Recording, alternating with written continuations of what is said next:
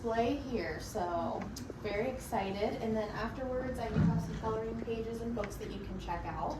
I think most of you are already registered for summer reading, so. All right, I will turn it over to you, Todd.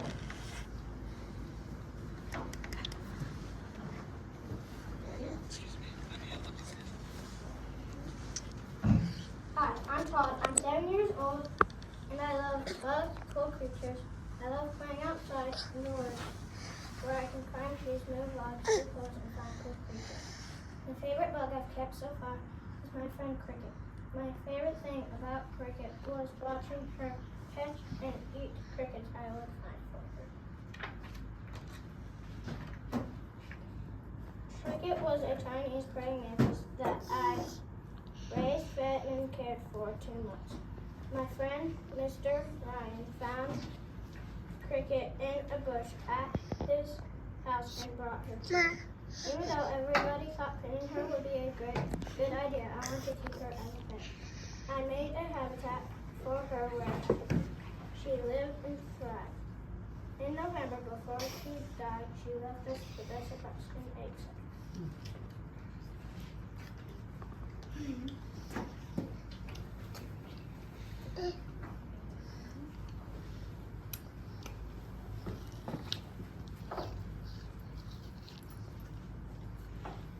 In the fall, a full-grown female mantis lays a sticky egg sac with 50 to 300 eggs.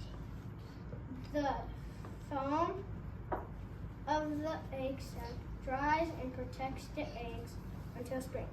The tiny mantis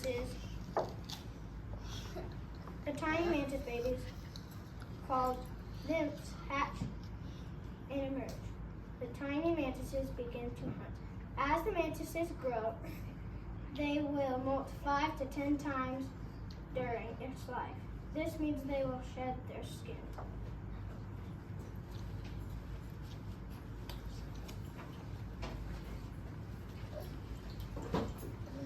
So this is a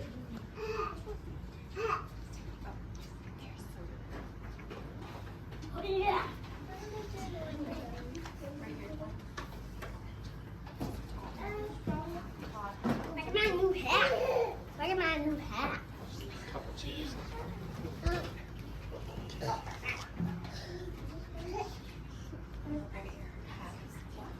This one was her first molt. This one was her fifth molt. We saw her doing it yesterday. I'll pass these on.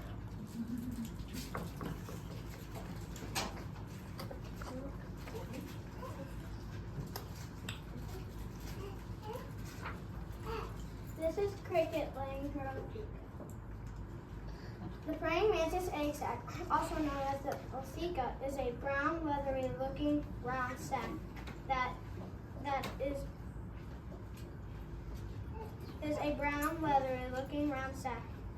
is about 1 inch in diameter. The adult female lays eggs before she dies with the first frost. The eggs are laid in the otheca in a cluster where the eggs will eventually hatch. Each otheca can contain 50 to 300 mantis eggs. The eggs are surrounded by a frothy foam, which hardens into the casings. The foam is called otheca.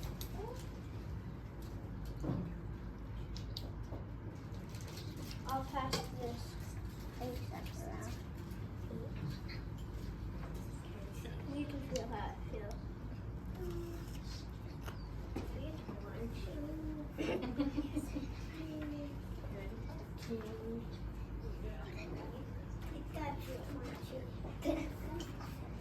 This is the step of Cricket playing her otheca.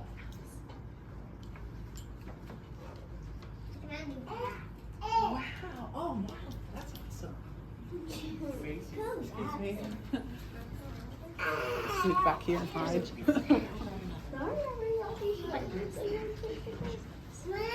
Praying mantises are carnivores. That means they eat meat out in the wild. They will eat other insects such as gnats, flies, grasshoppers, and crickets. Some mantises will eat larger crickets, like spiders, grasshoppers, and small birds. This is cricket hunting a stick.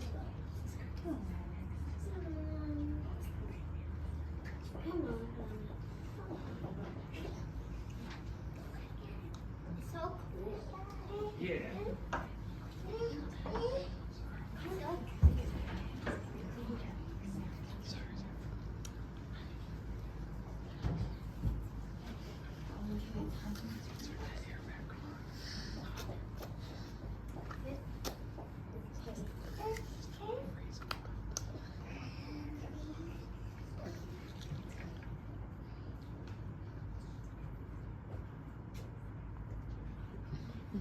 It's cool where you're from. Oh wow. Dinner time.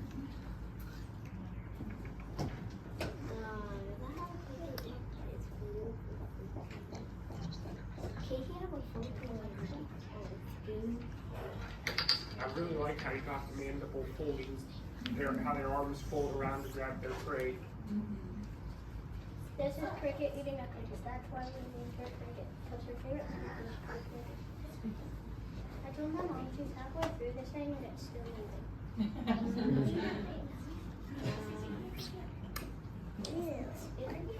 Don't tell me any more of that. That's gross. Too gross. What is that? When comparing males and females, you will notice a few things. Like in this picture, the overall size, the girls are bigger, but the boys are going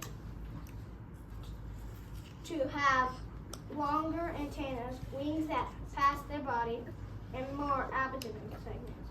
It is also known that the girls have a bigger appetite. We'll get to that later. Also, the girls have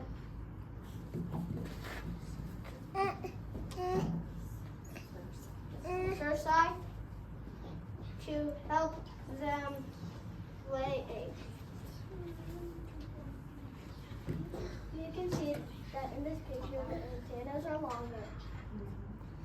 These ones look big. Looks like they have more, but they have more.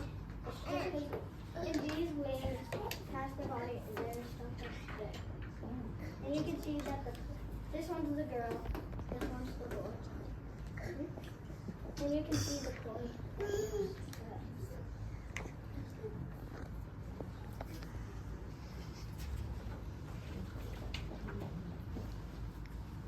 Mantises see 3D and have a unique feature called cytopupil, which makes their eyes appear to follow you.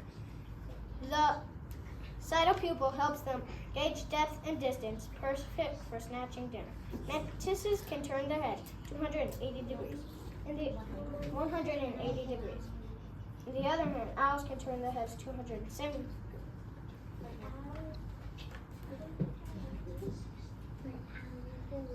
This is how far a human can turn its head. This is how far a mantis can turn its head. This is how far an owl can turn its head.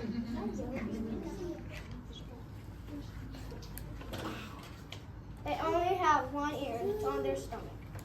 Praying mantises are found worldwide, from the tropical rainforest to your backyard. Over 2,400 species exist. The Chinese mantis was a species of mantises native to Asia and the nearby islands. In 1896, the species was accidentally introduced by a nursery tender at Mount Airy, near Philadelphia. Why we care about mantises. Besides the fact that they are amazing, they're great for pest control in your garden.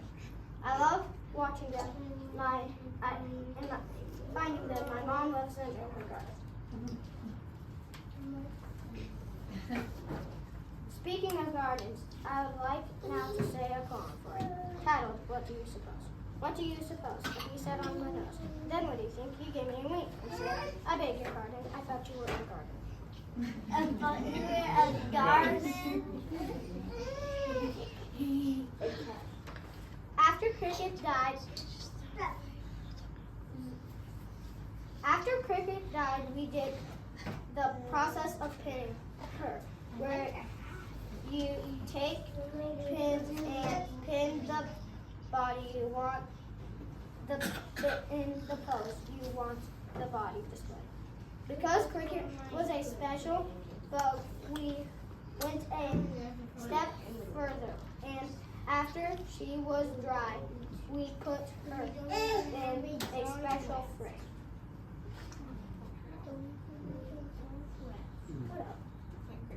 This is Cricket. And then this is Patty. And both of those molds that I passed around are hers.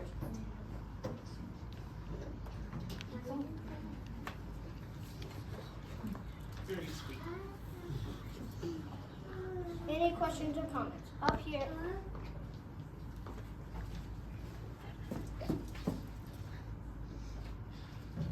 This is her when I found her in my mom's garden. This was her first mold. And this is her.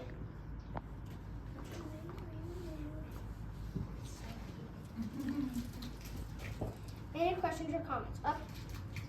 Any questions or comments? Yes, So are they different colors? well, it depends if they're. It depends with their habitat, what color their habitat. So most of her habitat is brown, so that's why she's brown. They normally change colors when they're done. Yeah, Cricket's way bigger than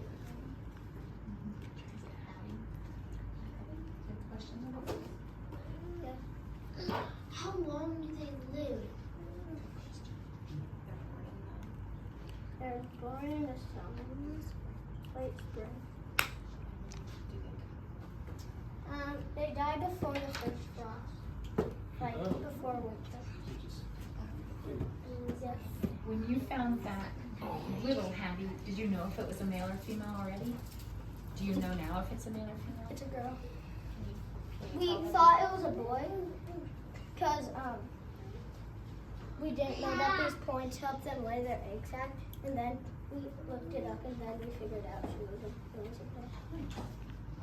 Yes. Okay, so I have two questions.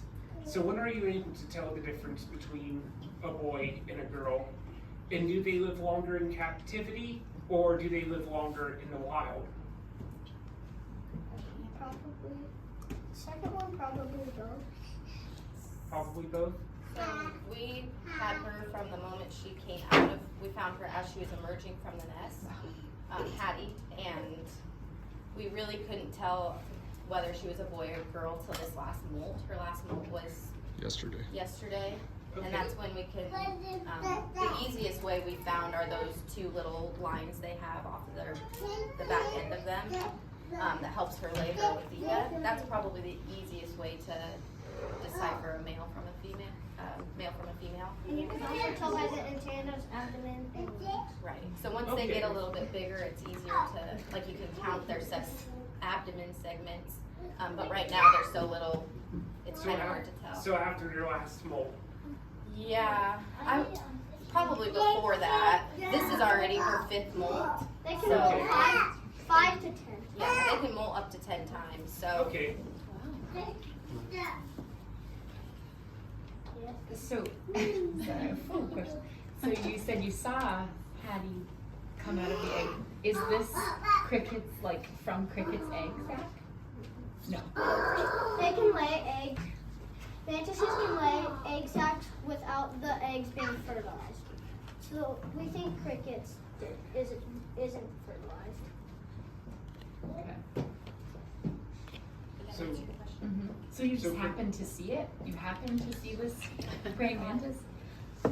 Todd found the egg sac a few days before, and so I strategically put it somewhere. And then when I went back down, they were coming out. The So next day. yeah, so he grabbed one. he had high hopes to hatch Cricket's egg sac, but the further in we got, we realized hers was probably not fertilized, so she won't have babies. This is an egg sac that might hatch. And Cricket's egg sac is up in the front jar, in the front. So Cricket still had an egg sac, but because it was unfertilized, nothing happened. Correct. Okay. So she has no theca, creates no theca, and lays egg. I mean, it's just like any other, I mean, like a chicken. You're not eating fertilized eggs, you're eating unfertilized eggs. It's the same thing. So Yeah. she has a once a year cycle where she drops those eggs.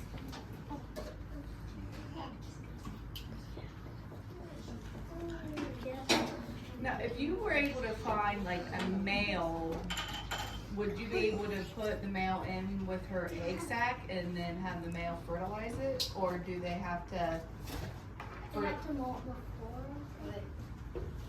So yes, if you had a male and a female together and they mated, then her eggs would be fertilized and therefore she would then have babies.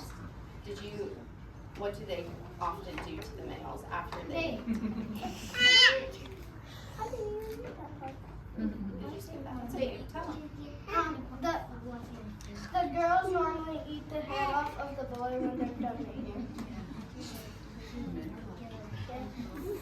How likely is it for you to find one in your yard?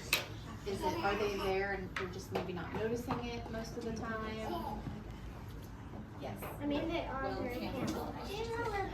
Not in our hat. Once they hatch, this one that she came out of, once you see it, then you're like, this whole plant is moving. So there's lots of them in there, and they are everywhere. So each There can be 50 to 300. 300 eggs, yeah. Or some more. And we've harvested probably just this year 5 different nests. So This one is, I think it's 2 different species because of the nests, but this one's 2 nests connected.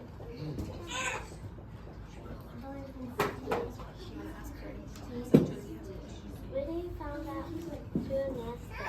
My mom found it in the garden. Okay. Are there specific plants that they like to lay their egg sacs by? I would say anything woody. So like if you check your trees, they're kind of hard to see, but they'll, just like she did, she lays them on the branch. But once you spot your first one, then you'll start noticing them. We never really knew what they were until we got further into this, and now you notice them. But even in like my tiger lilies, once those branches are kind of dried, that's what one of those is on. This one is on a tiger lily. Which is another thing. If you have a garden, we recommend not cleaning it out in the fall. Let it be, because oftentimes that's where things are living, or that's where they've laid their egg sacs. So come spring is when you can start cleaning your garden so that everything has a chance to hatch.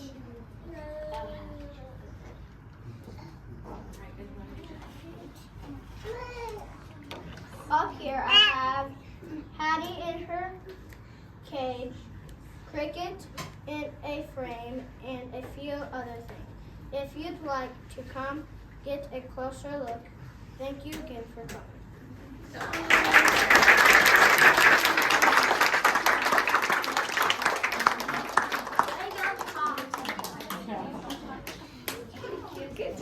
Wow, that was great.